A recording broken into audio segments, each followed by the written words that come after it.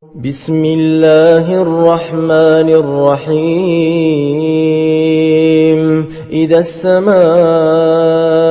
انشقت وأذنت لربها وحقت وإذا الأرض مدت وألقت ما فيها وتخلت وأذنت لربها وحقت يا أيها الإنسان إنك كادح إلى ربك كدحا فملاقيه فأما من أوتي كتابه بيمينه فسوف يحاسب حسابا يسيرا وينقلب إلى أهله مسرورا وأما من أوتي كتابه وراء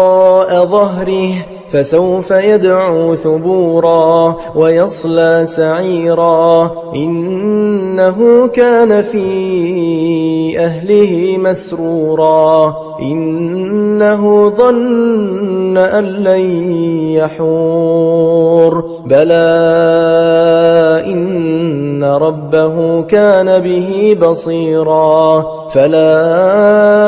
أقسم بالشفق والليل وما وسق والقمر إذا اتسق لتركبن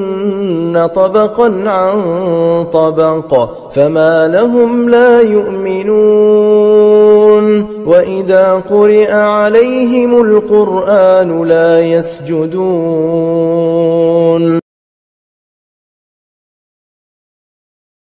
بل الذين كفروا يكذبون